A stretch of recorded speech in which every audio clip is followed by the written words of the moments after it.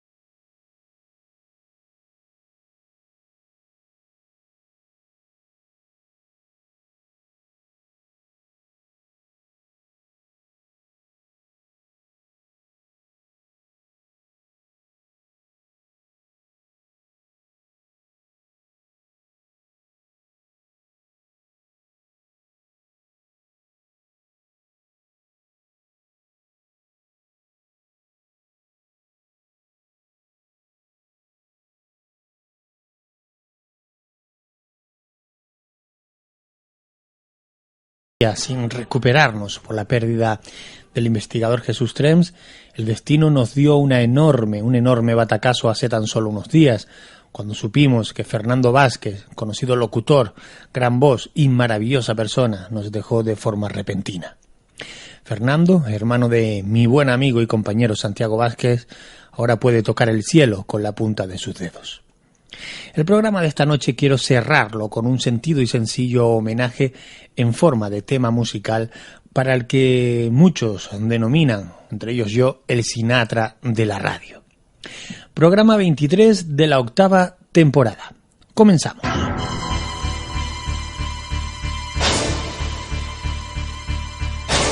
Ángulo 13. Dirige y presenta Juanca Romero.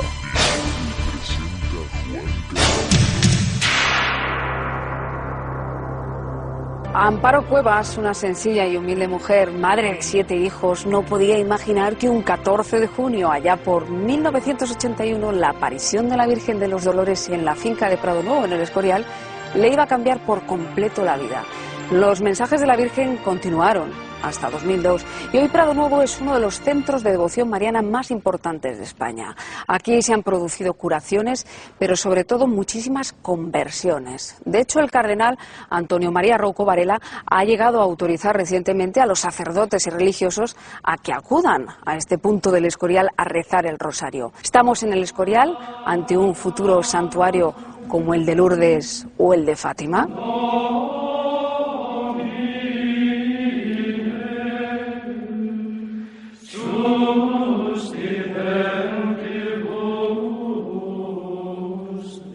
El 14 de junio de 1981 se iniciaron las denominadas apariciones del Escorial. Luz Amparo Cuevas fue la persona escogida, y lo entrecomillo con un rotulador muy grande, porque esta revelación mariana en la finca de Prado Nuevo, en el Escorial, en Madrid, está rodeada de cierta polémica, en realidad de un enorme halo a polémica. Aquel día, según cuenta Amparo Cuevas, pudo contemplar a la Virgen de los Dolores sobre un fresno, que a partir de entonces se convierte en el centro de reunión de multitud de personas a lo largo de los años para rezar el rosario. La Virgen le pidió a través de una serie de prodigiosos mensajes que se construyera allí una capilla. Yo soy un ser humano, igual que ustedes, se lo he repetido muchas veces, y por favor, la Santísima Virgen está muy triste. Yo lo agradezco todo lo que hacen, no crean que es que lo digo por desagradecida ni mucho menos. Pero es que veo que la Santísima Virgen está tan necesitada y luego aparezco yo y parece que soy un artista. Yo no soy ningún artista, si soy un instrumento solo de Dios y nada más para comunicarles a ustedes los mensajes y todo lo que dice la Santísima Virgen.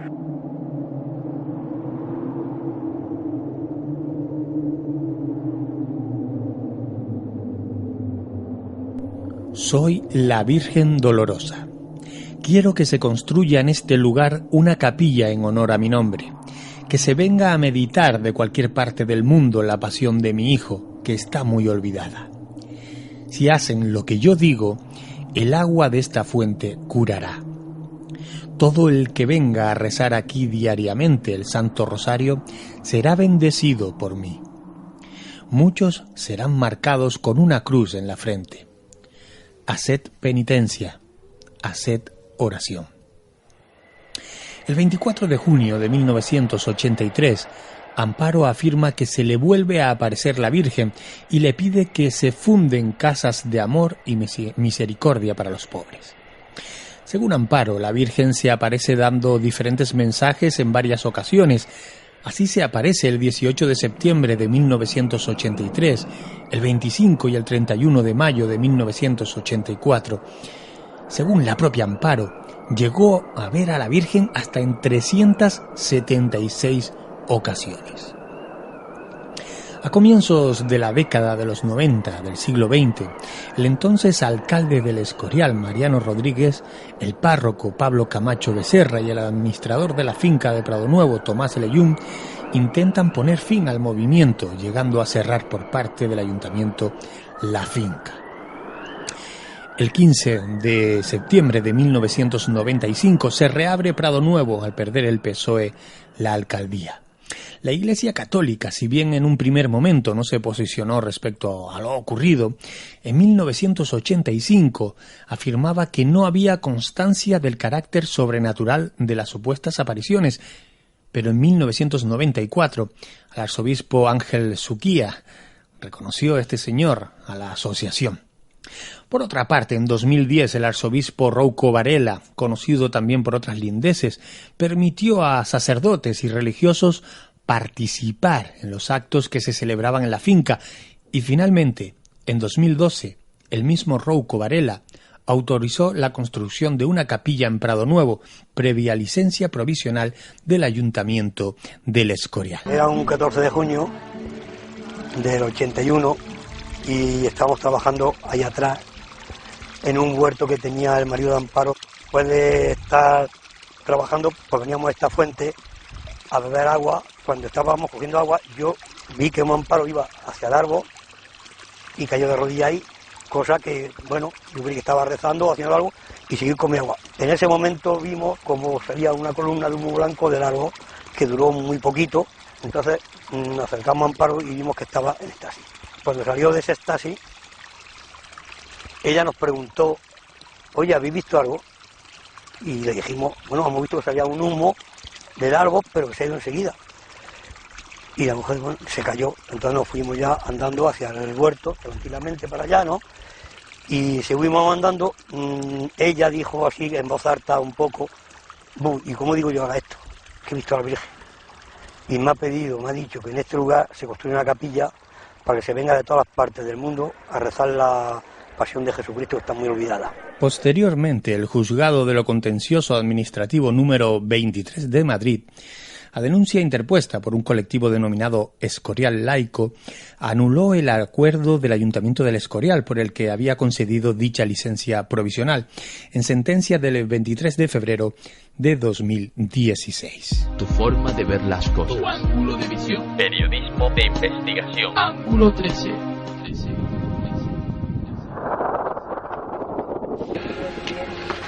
Santa María, Madre de Dios. Y vosotros, laicos, ayudad a los pastores y enseñad todos unidos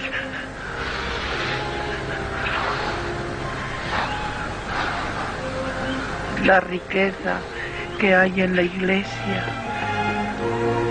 Explicad que hay manantiales divinos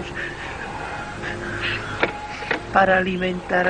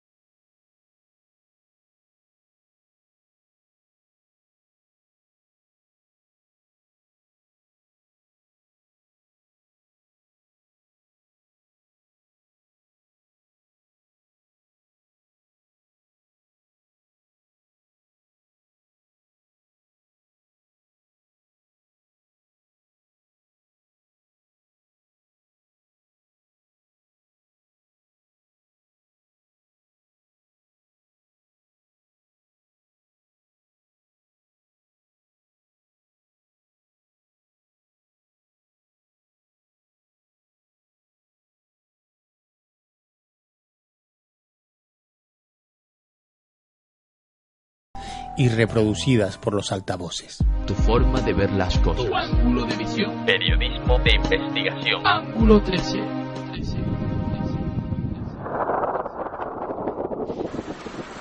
Julia, para quien trabajaba Luz Amparo, presenció su primera estigmatización.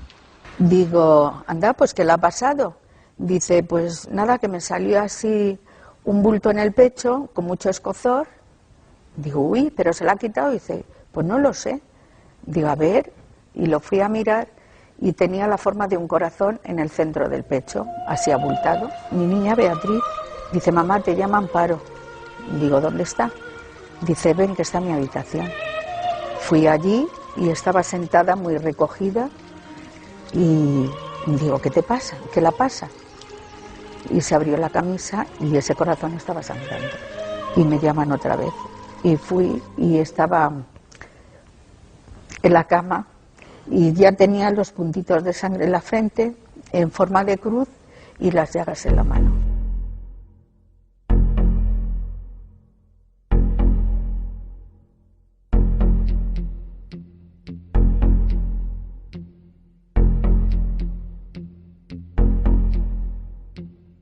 Al mismo tiempo que surgió un número de seguidores de la vidente, apareció un movimiento de familiares y exdevotos que acusaron a Luz Amparo Cuevas y a la organización que se había formado a su alrededor de ser una secta destructiva y de malos tratos psicológicos y físicos. Como ya he comentado antes, Cuevas llegó incluso a construir una capilla en la zona en el año 2012, después de que el entonces arzobispo de Madrid, el cardenal Rouco Varela, diera la aprobación y el Ayuntamiento del Escorial el permiso correspondiente para su construcción. Los detractores de Amparo afirman que era una mujer malvada con escenitas que hacían con el fin de separar a las familias y conocedora de todos los planes que ocurrían a su alrededor, que se desarrollaban, que se planteaban a su alrededor. En cuanto a las denuncias vigentes presentadas por la Asociación contra las Apariciones, el representante de la Fundación explica que se encuentran a expensas de la justicia y la legalidad. Es importante incidir en esa visión que muestran algunos detractores de Amparo, acusándola o llamándola, tachándola de mujer malvada y de conocedora de todo lo que había a su alrededor. Digo que es importante porque siempre se recurre a una posibilidad, y es la de que Amparo Cuevas fuese desconocedora, no conociese en realidad la dimensión real de esa obra que ella inició con esos supuestos contactos con la Virgen, y que otros a su alrededor aprovechaban para ganar dinero, sacar mucho dinero a espaldas de Amparo. Bueno, los detractores tienen claro que Amparo también era conocedora de esa vertiente más lucrativa de la milagrería que se formaba en torno a esas apariciones. Se estima que son en torno a 100.000 seguidores lo que tiene este colectivo en todo el mundo, lo que tiene este imperio de fe creado a partir de las supuestas apariciones de la señora Cuevas. Ha habido más de 20 denuncias por supuesta estafa y actuaciones sectarias, todas ellas con resoluciones favorables a los demandados, ya que no ha habido fundamento alguno en ninguna de ellas. A partir del año 2006, un reducido grupo de familiares devotos a la obra de Amparo Cuevas fundaron la Asociación de Víctimas de las Apariciones del Escorial y piden públicamente ayuda de las instituciones para poder combatir lo que ellos denominan estafa y que califican a la organización de Amparo Cuevas como una secta destructiva.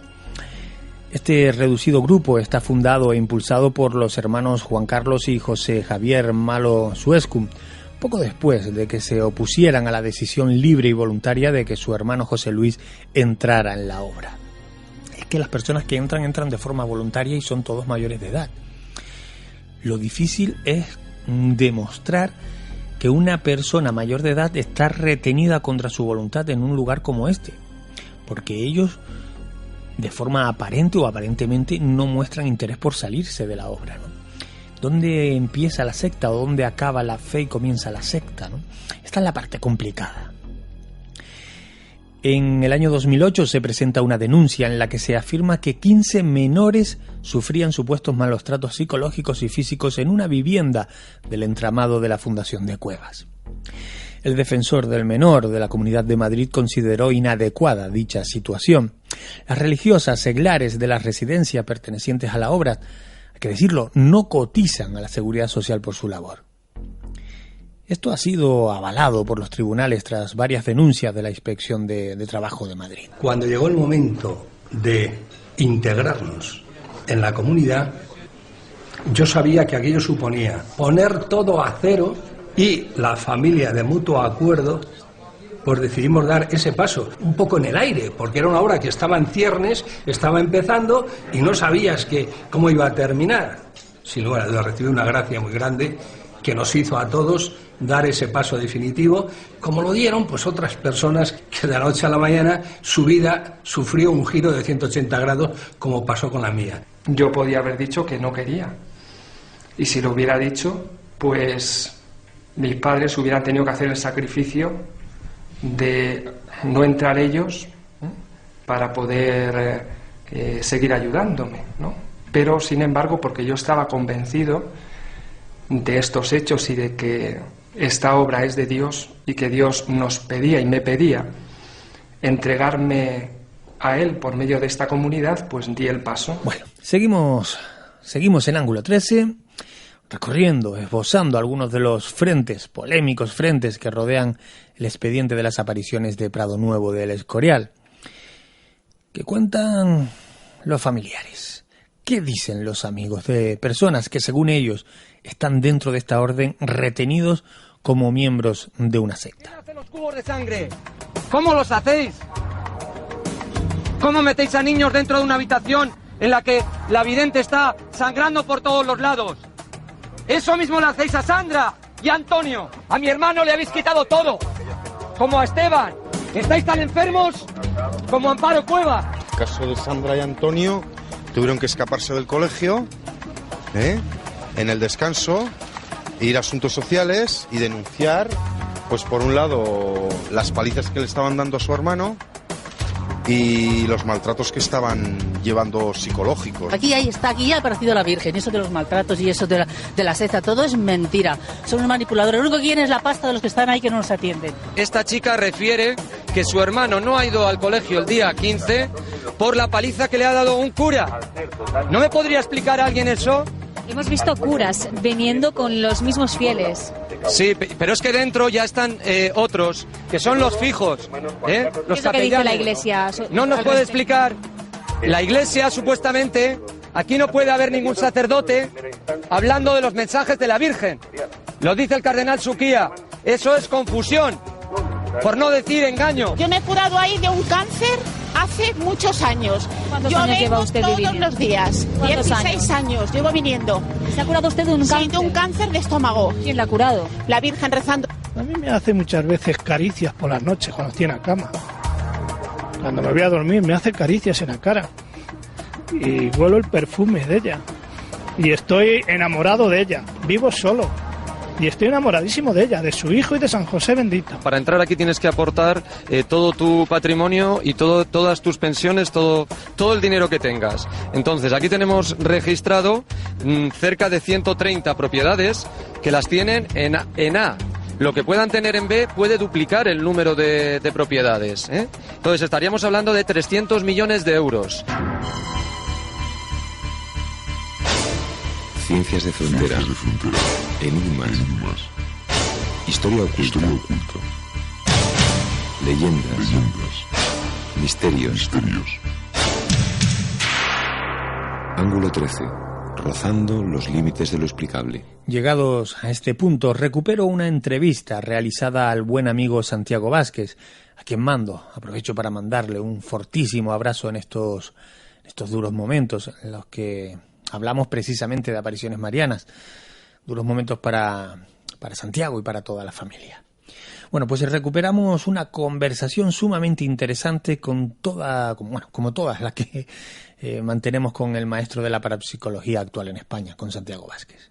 Esta noche, esta madrugada, queremos hacer algunos apuntes sobre esta entrevista pertenece al archivo sonoro de Ángulo 13. ¿Cuál es el resorte que nos lleva a detonar este tema para esta semana? Hace no muchos días, a lo largo de esta semana, se hacía público en los medios de comunicación, volvía a hacer noticia, el Escorial. Todos sabemos que ese es un lugar al margen de lo importante a nivel histórico, simbólico, etcétera. Todos sabemos, la connotación que tiene en cuanto a lo religioso. Hay agrupaciones en las que se reúnen allí y bueno, pues unas personas las catalogan de sectas y otras las catalogan de agrupaciones, religiosas pura y dura. Estamos hablando de las apariciones, de la aparición de la Virgen en el Escorial. Se han hecho muchas cámaras ocultas, se han hecho muchos reportajes sobre ese lugar. No conozco ni un solo reportaje serio que se haya hecho sobre ese lugar, y esto es una opinión personal. No conozco ni un solo reportaje, con cámara oculta o sin ella, que haya demostrado que aquello es una cosa, vamos a decir, limpia. Hay cierto oscurantismo, en fin, digamos que no es todo lo transparente que debería de ser. Pues esta semana se ha hecho público que la Iglesia Católica va a dar luz verde para construir un templo en ese lugar, un templo donde adorar o donde realizar ese tipo de celebraciones que hasta ahora se hacían, digamos, al descubierto, ¿no? Bueno, al descubierto, pero controlando mucho el acceso de las personas que van a esas celebraciones. Se dice que puede tener algo que ver con sectas porque se autofinancian con dinero recibido de, en teoría, donaciones particulares, pensiones de algunas personas que la donan, entrecomillamos si quieres. En fin, todo lo que tiene que ver con la economía que gira en torno a esas apariciones o a ese lugar tiene tendencia a llevarnos a la confusión. Por eso sorprende la noticia de que la Iglesia Católica ahora pretenda dar luz verde a la construcción de ese templo cuando ni siquiera es transparente la financiación o lo que ocurre en ese lugar. Eso es lo que da pie para que esta noche en Realidad Paralela nosotros, al margen de que hablemos de este caso o no, nos enfrentemos a esta cuestión, a la cuestión de las apariciones marianas. Para eso, con este preámbulo que he hecho, aprovechamos ya para dar las buenas noches, buenas madrugadas a nuestro compañero Santiago Vázquez. Santiago, buenas madrugadas. Buena madrugada, Juanca. Buena madrugada. Un placer volver a saludarte. Igualmente, por estar aquí en Ángulo 13. Bueno, fresquito, ¿no? Sí, buen tiempo. Ya se acerca el verano, poco a poco. Ya se huele sí. El verano, sí. El tiempo está pues bastante apacible por aquí. Santiago, que esta semana nos ha sorprendido, por lo menos a mí, la noticia de que en el Escorial se pretende o ya se empiezan a dar los pasos para construir un templo. Sí, desde luego que es una noticia que no sé si muchos o pocos esperaban, pero desde luego ha convulsionado a pues prácticamente a todos los medios de comunicación, ya sea en prensa digital, en radio y en televisión, porque ha aparecido la noticia realmente en todos los medios prácticamente, yo diría. Yo he estado revisando para preparar Realidad Paralela de hoy y la verdad es que la noticia ha aparecido en muchísimos medios de comunicación y realmente es algo, iba a decir muy importante, no, es importantísimo para esas apariciones. Pero sabes que esas apariciones, y si no las apariciones, todo lo que las rodea, lo que se crea, siempre viene acompañado de polémica. Siempre. Pero no ocurre así con otras apariciones. En el caso del Escorial, es verdad que desde el 14 de junio del año 1981, cuando por primera vez se aparece la Virgen a Luz Amparo Cuevas, hasta hoy, hasta el año 2012, han sucedido muchas cosas y en efecto hay una parte que podemos llamar en la sombra, que de alguna forma ha teñido todo este asunto de las apariciones del Escorial, pues de duda, por lo menos de incertidumbre y de preguntas que muchas personas de España y del mundo se han hecho, ¿no? En torno a lo que realmente sucede en Pradolobo del Escorial y todo lo que conllevan las apariciones. Yo creo, Juanca, de todas formas, que al margen de lo que hagan los humanos, en general, hablo en general, yo creo que lo más importante, y desde el punto de vista parapsicológico así debe ser, son los fenómenos que se han podido producir o no en Pradolobo del Escorial. Desde un punto de vista teológico, si realmente existe una base que indique el origen sobrenatural de estas famosísimas apariciones, yo creo que eso es lo más importante. Es decir, lo que los seres humanos, no solamente en este caso, en todos los ámbitos de la vida, hagamos, eso es otra historia. Claro. Eso es otra historia. Vamos a centrarnos para quien nos esté escuchando y bueno, haya oído hablar de apariciones marianas, pero no tenga, digamos, encajonado el concepto. ¿Qué es una aparición mariana? Es decir, ¿qué lo convierte en mariana? Evidentemente ya sospecho la respuesta, pero ¿Por qué se le llama así, aparición mariana? Sí, bueno, ¿qué la convierte en mariana? Tú lo has dicho, los años. Los años. Digo los años porque la Iglesia es sumamente prudente y así debe ser muy prudente, muy cauta en sus apreciaciones y en sus pronunciamientos. Esto es así, y hay que tenerlo muy claro. ¿Qué es una aparición mariana? Pues yo creo que la mayor parte de los oyentes lo saben. Para los que no lo sepan, pues lo decimos brevemente. Es un hecho en el que la Virgen María, Madre de Jesús de Nazaret, se presenta a una o varias personas. Hay una serie de características dentro de las apariciones que nos llevaría muy lejos y que sería muy extenso. Pues, por ejemplo, que curiosamente, por apuntar algunas cosas, curiosamente, las apariciones se suelen dar en personas o a personas de escasa cultura. ¿Ah, sí? Así es. Sin embargo, igual es equívoco, insisto, quizás por desconocimiento mío y la lejanía. La sensación que tengo yo es que, por ejemplo, volviendo al Escorial, allí hay gente de un nivel cultural alto también. Sí, pero eso ha sido después. Ah. Eso ha sido después. Bien. Es decir, en sus inicios, en los inicios de estas apariciones, 14 de junio del 81, en realidad Luz Amparo Cuevas era una mujer pues muy sencilla y prácticamente pues iba a emplear un término que no me gusta, con escasa formación, en definitiva. Pues al igual que en otras grandes apariciones en la historia de la Mariología, a personas pues con muy poca cultura, de una clase social muy baja, muy humildes, muy pobres. Curiosamente también en el caso del Escorial no se cumple, pero sí en otros casos a niños, como por ejemplo en Lourdes, a Bernadette, y también en Fátima, a Jacinta, a Francisco y a Lucía, a niños. Luego también se da un elemento que es común en prácticamente, por no decir en todas las apariciones, y es la aparición de agua, es decir, de brotar. Ocurrió en Lourdes, por ejemplo, pues ahí lo tenemos, cuando Bernadette, a instancias de la aparición de la Virgen de Lourdes, le dice que escarbe en la tierra, y de ahí brotó un manantial que hasta el día de hoy, desde 1858, se sigue conservando. Esto es una constante, se da en la naturaleza, por otra parte, en lugares apartados de la naturaleza. Y Santiago, ¿siempre son apariciones marianas? Es decir, ¿no hay apariciones en las que se aparezca, no sé, Jesús?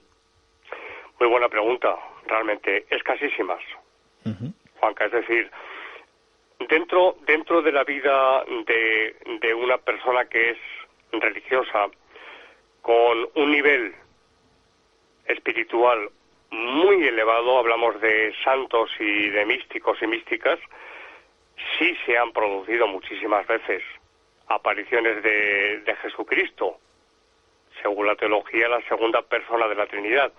Ahora bien, si me preguntas por apariciones públicas, por decirlo así, te diré que en efecto, que no es así, no es así. Teológicamente tiene su explicación. ¿Por qué se aparece la Virgen? Se puede preguntar más de un oyente de Ángulo 13. ¿Por qué se aparece la Virgen y no se aparece Jesús frecuentemente? Pues porque la Virgen es la intercesora entre los hombres y Dios. Es como si Dios delegase en la Virgen, en María, ese cometido, el cometido de interceder ante los hombres y ante Dios. Interesante. Con nosotros, ya sabes, bueno, aparte de todo el equipo que está por aquí y por allí en redacción, etcétera, aquí en la mesa tenemos a nuestra compañera Alasne Martínez, quien ya te da las buenas noches. Buenas noches, Santi. Como buenas sabes, noches, Alasne, buenas noches. Es para nosotros un gran placer siempre que tenemos tu sección. Para mí también estar aquí. Claro, cómo no. Mira, yo tengo una pequeña duda. Yo, por supuesto, estoy segura de que la Virgen puede aparecerse, de hecho se ha aparecido y no tiene más que precisamente tener este deseo y hacerlo. Pero lo que sí que quisiera que me aclararas es por qué a veces sus mensajes pueden sonar un poquito con un matiz atemorizante, como si fuera una pequeña amenaza. Cuando tú lo has dicho, la Virgen es la gran intercesora y es todo compasión para con sus hijos. ¿Cómo explicarías esto? Sí, es el contenido apocalíptico de los mensajes. Pero es que esto viene sucediendo no ahora. Ya en la Salet, en las apariciones de la Salet, a dos niños también, a Máximo y a Melania, les dice a mediados del siglo XIX, les dice, hablando del siglo XX, que el hombre construirá armas que serán capaces de destruir el mundo en pocos minutos. Estamos hablando de 1848, si no me falla la memoria, mediados del siglo XIX. ¿Cómo iban a ser esos dos niños? ¿Cómo iba a ser obra suya, de su mente? Es decir, que precisamente en nuestros tiempos seríamos capaces de construir armas que destruyeran el mundo en muy pocos minutos. Pues bien, claro, lo tenemos. Hoy en día, con el armamento que existe a disposición de las superpotencias, pues así sería. Yo creo, Alan, que no únicamente en las apariciones marianas se centra la Virgen en dar o en facilitar mensajes apocalípticos. También se invita a la conversión, se invita a la oración, a la penitencia. Pero sí es cierto que menciona este punto y de una forma ciertamente frecuente. ¿Por qué no pensar que realmente la humanidad, y ahí lo dejo, se encuentra al borde de un abismo? ¿Qué no haría una madre por sus hijos? Es decir, si la Virgen está viendo desde ese otro lado, y por ser quien es, que el mundo va, y yo creo que lo tenemos bastante claro, que el mundo va hacia una hecatombe, pues su obligación como madre de los hombres, es advertir a todos los hombres. Por eso quizás los mensajes de la Virgen están teñidos, en muchos casos, de ese contenido apocalíptico, en efecto. Yo creo que esta es la explicación. Pero como digo, no es de ahora. Esto viene sucediendo desde hace tiempo. He citado la Salet, que es el caso más antiguo que a este respecto yo conozco. También ocurrió en Fátima. También. Sí, yo estaba pensando precisamente en Fátima. Claro, es que también ocurrió en Fátima. Hijo, si los hombres no se arrepienten y no se vuelven a Dios, comenzará otra guerra peor. Estamos hablando de 1917, ya prácticamente el último año de la Primera Guerra Mundial, pero anuncia que habrá una segunda guerra peor, y así fue, la Segunda Guerra Mundial. No siempre, Santiago, no siempre las autoridades civiles se involucran en este tipo de cosas, ¿no? Suelen ser las eclesiásticas, pero hay veces que ambas autoridades, digamos, si se me permite la expresión, incluso llegan a fustigar a los propios videntes. Es el caso que antes hablábamos, por ejemplo, de Jacinta, ¿no? En Fátima. Las autoridades civiles también se involucraron en esa cuestión. Sí, claro. Es decir, el poder político, por decirlo así, el poder político, y por otra parte el poder religioso, sobre todo hablo de tiempo atrás, pues todos sabemos que en muchísimos casos han ido de la mano, ¿no? Esto es cierto.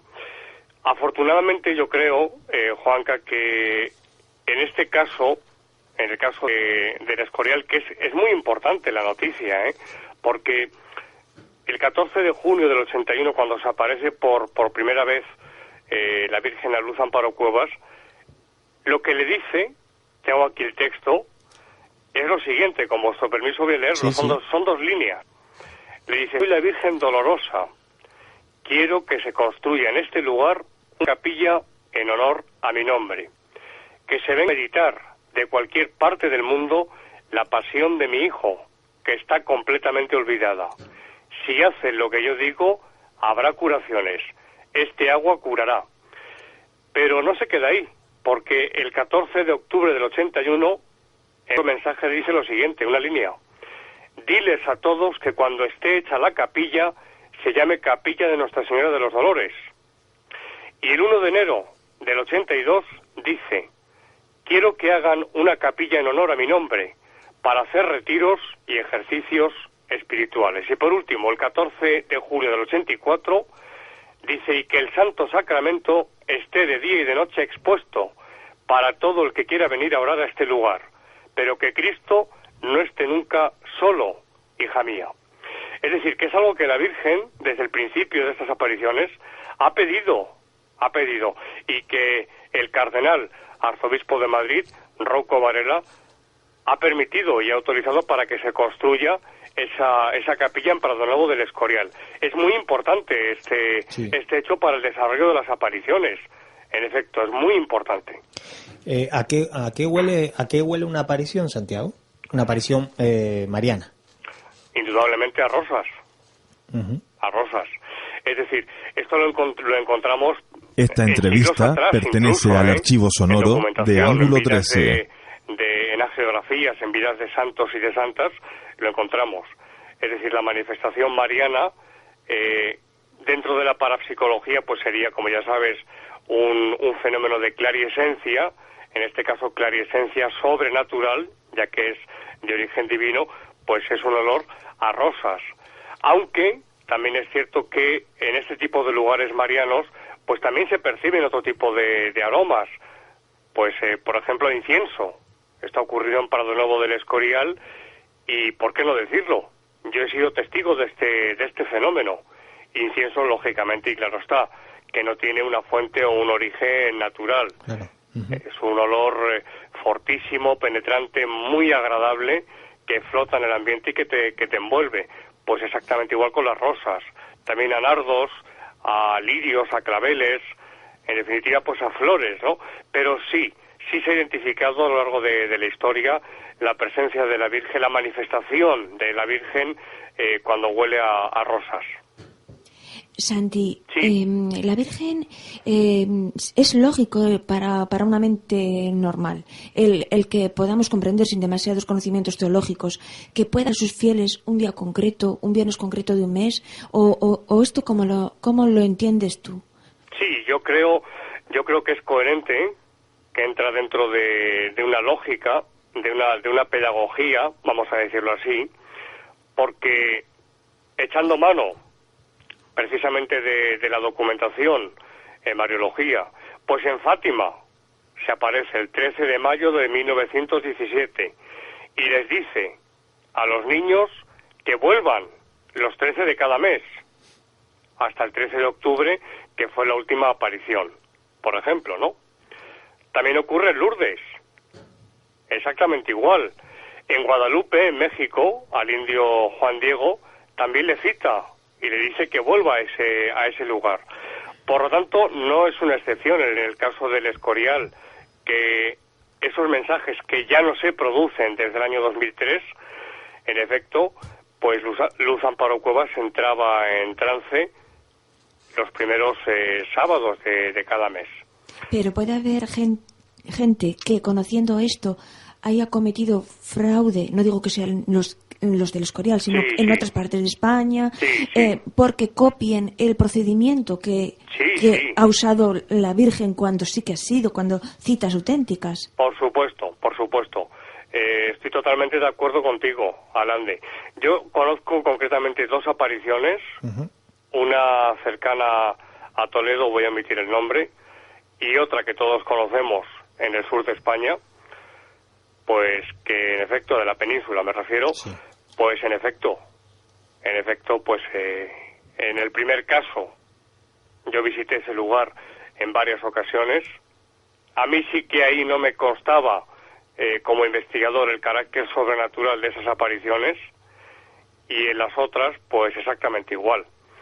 Es decir, fraude, como en todo, puede haber pseudo-videntes que dicen hablar con la Virgen, que incluso pueden representar un trance, pero yo creo que esto antes o después, más bien antes que después, se descubre.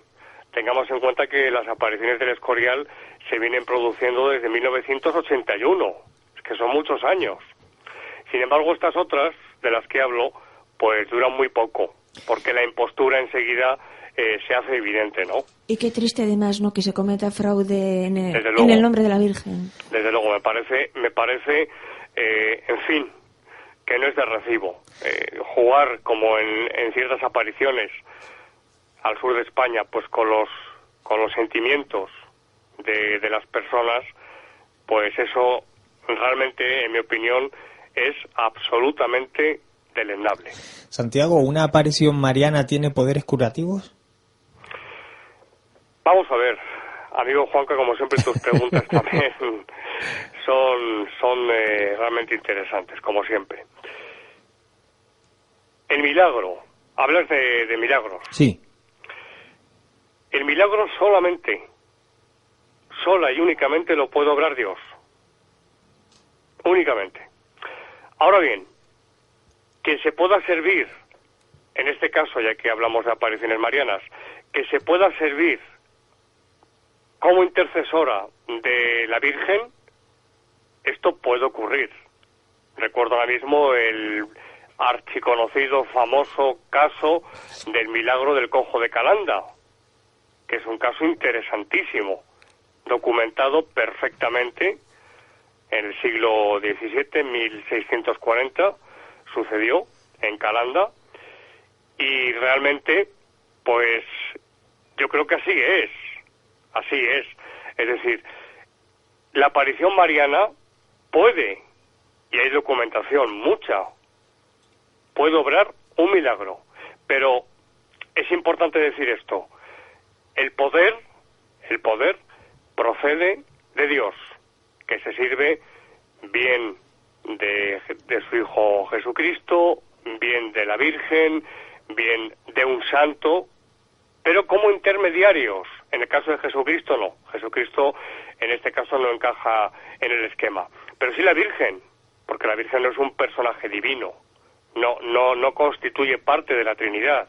Ni los santos tampoco son santos, pero no constituyen esa Trinidad del Padre, del Hijo y del Espíritu Santo, hablando siempre, lógicamente, dentro de un contexto cristiano, claro está. Pero sí, los milagros se han producido en apariciones marianas y se siguen produciendo hoy en día. Esta noche, además, vamos algo pilladillos de tiempo, esa es la realidad. En la radio es así. Pero quiero preguntarte una cuestión más, es decir, ¿se ha dado algún caso, se tiene datado algún caso en el que una aparición mariana se haya manifestado para decir: hasta aquí hemos llegado, no quiero que nadie más venga, aquí mi último mensaje? Precisamente en el Escorial. Claro. Es decir, cuando yo me acerco, porque yo conocí las apariciones del Escorial, lo cuento muy brevemente, en 1990, visité mucho el lugar. Los primeros años, desde una perspectiva pues de investigación, a ver qué sucedía realmente en ese lugar, hasta que se me confirmó, en efecto, por testimonios de muchas personas y también por una serie de experiencias personales, que ahí había algo más que lo puramente humano. Uh-huh. En efecto. Pero en 2003, si no recuerdo mal, fue en mayo, me acerco al lugar con un compañero de fatigas de muchos años, Francisco Contreras, sí. Y nos enteramos de que las apariciones de la Virgen en el Escorial han terminado. ¿Pero la Virgen anunció que se iba? Sí. Es decir, no que se iba. Ella dijo que, por resumir, que seguiría derramando gracias en el lugar, pero que los mensajes terminaban. Efectivamente, así fue. Es decir, que ella misma advirtió que creo que fue en mayo, que me perdonen si me equivoco, creo que no, mayo de 2003, si no me falla la memoria, cuando la Virgen anuncia que esa es su última aparición, que ya venía, al parecer también desde hacía algunos meses, diciendo que sus mensajes se iban a terminar. En el Escorial así ocurrió. Ahora bien, los mensajes dejaron de ocurrir, de darse, a través de Luz Amparo Cuevas, pero sí que dejó muy claro la Virgen a través de esas apariciones, y concretamente de la última, de esos mensajes, que seguiría derramando gracias sobre todos los que visitasen el lugar, y que seguiría su presencia en el lugar, pero los mensajes se acabaron. Esto sí se dijo. Esta noche hemos querido hacer un guiño a esta cuestión, ya que ha sido actualidad, sigue siendo actualidad de esta semana, y que el guiño sirva para que los curiosos de mente pues busquen respuestas, busquen información, se informen, se interesen por esta cuestión. Yo creo que el resorte lo hemos activado esta noche. De todas formas, un activador de muelles de la curiosidad activo es Más allá de la realidad, portal en internet que diriges y en el cual nos vamos a encontrar un montón de información y los programas que pones en el podcast. Muchísimas gracias, Juanca. Fíjate que titular precisamente en la página de Prado Nuevo, pradonuevo.es, la leo muy rápidamente. Sí. Dice: la noticia se ha difundido masivamente en todos los medios de comunicación, tanto nacionales como internacionales. Se refiere a la aprobación de la capilla por parte del Arzobispado de Madrid. Mañana precisamente, mañana primer sábado de mes, bueno, ya hoy, se espera una masiva asistencia de fieles a Prado Nuevo el próximo primer sábado de mes de mayo, debido a la aprobación de la capilla y su amplia repercusión en los medios de comunicación. Esta es la información. Mañana Prado Nuevo pues va a estar hasta arriba. Y disculpar un poco mi afonía porque tengo un catarro tremendo. Uy, que eres propenso a pillar catarros. No, es que tengo una sobrina que los coge todos y me los pasa a mí después. Nosotros vamos a recopilar los ángulos 13 en los que interviene Santiago, y hay unos cuantos con catarro. Hay unos cuantos, eso me pasa por vivir entre montañas, Juan. Es así. Qué suerte vivir ahí, como decía que era eslogan, ¿no? Sí. Mira, pues esto de hoy, y que no parezca irreverente, va a dar pie para que en una próxima ocasión hablemos de apariciones del maligno. Uy, qué interesante, yo encantado, porque la mejor forma de combatir al enemigo es conocerle en profundidad. Sin lugar a dudas, pues la cita queda convocada para hablar de esta cuestión. Perfecto, en una próxima realidad paralela. Muy bien. Un saludo a toda la familia y un fuerte abrazo para ti, amigo. De tu parte, abrazos para ti, para todo el equipo y toda la familia de Ángulo 13. Esta entrevista pertenece al archivo sonoro de Ángulo 13.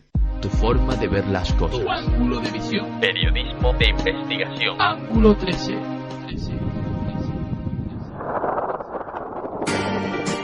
Editorial Cursiva pone todas las herramientas para que puedas publicar tu libro.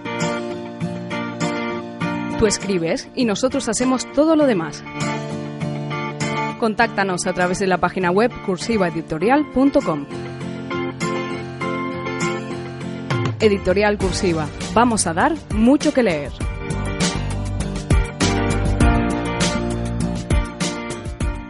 American 5524 left, clear takeoff. Surface wind 2208 knots. Takeoff. El mayor desastre aéreo de la historia está cubierto de preguntas sin responder.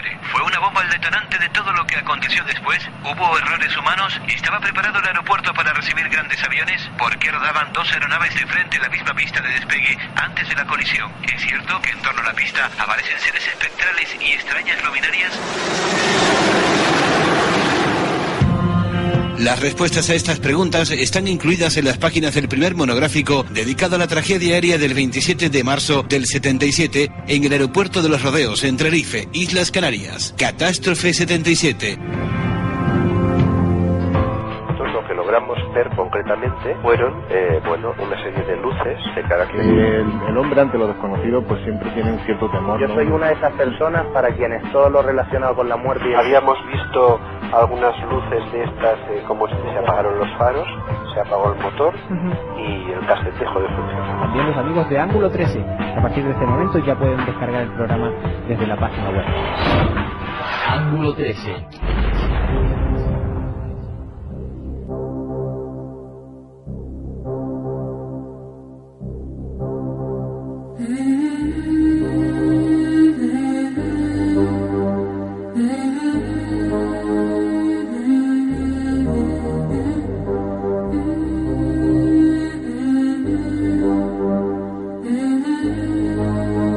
El pasado fin de semana me despertaba con una triste noticia. Tengo por costumbre, más fea que bonita, tengo por costumbre abrir los ojos por la mañana y agarrarme automáticamente a mi teléfono móvil. Y al revisar los mensajes que pudiesen haber entrado durante la madrugada, que no suele ser algo habitual por otra parte, me encuentro con un mensaje de mi buena amiga Tere Valverde. Y ella me pone en conocimiento de una triste noticia. Yo, pues, durante las horas de la madrugada no supe nada esa noche, y me comenta en un breve mensaje, sabiéndome conocedor de esta familia, amigo y a la que le tengo especial cariño, sabiéndome pues cercano a ellos, me dice Tere en un breve mensaje que Fernando Vázquez, el hermano de mi buen amigo Santiago Vázquez, había fallecido horas antes. El gran palo no digo de la semana, digo de los últimos años, no sé ni cómo decirlo, ¿no? Porque uno no está preparado, por mucho que diga, para estas situaciones. Yo soy persona que siempre digo, bueno, la muerte nos llega a todos, eso es inevitable y debemos asumirlo, ¿no? E intento darle, sobre todo en conversaciones con otros, intento darle normalidad al concepto de la muerte, o por lo menos algo más de normalidad de la que habitualmente se da, especialmente en esta sociedad occidentalizada en la que vivimos. Pero solo cuando te toca de cerca o te toca en una de esas autopistas afectivas que puedes entablar con personas determinadas, es cuando realmente te das cuenta que para la muerte tampoco estamos preparados. De verdad que la primera persona que me vino a la cabeza, más que Fernando, que bueno, este buen hombre está ahora en un lugar privilegiado, sin duda alguna, la primera persona que me vino a la cabeza fue Santiago, su hermano Santiago Vázquez, y su padre también. Porque, hombre, estamos mentalizados, que no preparados, de que un padre o una madre siempre se va antes que nosotros. Pero nadie está preparado para que un hijo se vaya antes que tú. Y me vinieron ellos dos a la mente, especialmente su padre, ¿no? Santiago es un hombre especial. Santiago Vázquez, bueno, pues es una persona a la que le tengo especial aprecio. No estoy diciendo nada nuevo, ni voy a vender algo que ya haya contado anteriormente. Le tengo especial aprecio desde hace ya creo que muchos años. Nos vamos haciendo mayores, Santiago, y pintamos canas. Pero de una forma, digamos, simultánea o inclusiva, ese afecto desde el minuto uno siempre lo he tenido también por su familia, por la totalidad de su familia, y por supuesto por Fernando, porque Fernando es la otra mitad, si se me permite decir así, de la voz de Santiago. Santiago y Fernando forman un tándem más allá de la realidad, un tándem evidentemente familiar y un tándem afectivo, energético. Y Fernando Vázquez formaba ese pedazo de Santiago que lo complementa y que lo hace estar más equilibrado. Yo noto en las conversaciones, en las intervenciones de Santiago, noto que está templado tras esta triste noticia, pero sé que hay un pedazo de Santiago, evidentemente, y es lógico, que se ha roto. Y ese pedazo era el equilibrio que le daba su hermano, Fernando. Una gran voz radiofónica y una gran voz que también recuerdo con especial cariño, una gran voz cantando. Esas intervenciones más allá de la realidad, en Sexta Dimensión, en el extinto programa de Radio Nacional de España, tenían necesariamente ese bloque, ese hueco especial y necesario, digo, para Fernando. No es que Fernando destacase en el mundo de la investigación del misterio, es que Fernando forma parte de este mundo de la investigación del misterio en su amplitud, en la divulgación, en una frase, un breve comentario que apostilla algo que diga su hermano. Ahí Fernando llenaba las ondas de radio. hacía grande la radio, la comunicación, más allá de conceptos misteriológicos, que esta expresión creo que no existe, conceptos mistéricos o parapsicológicos, muchísimo más allá.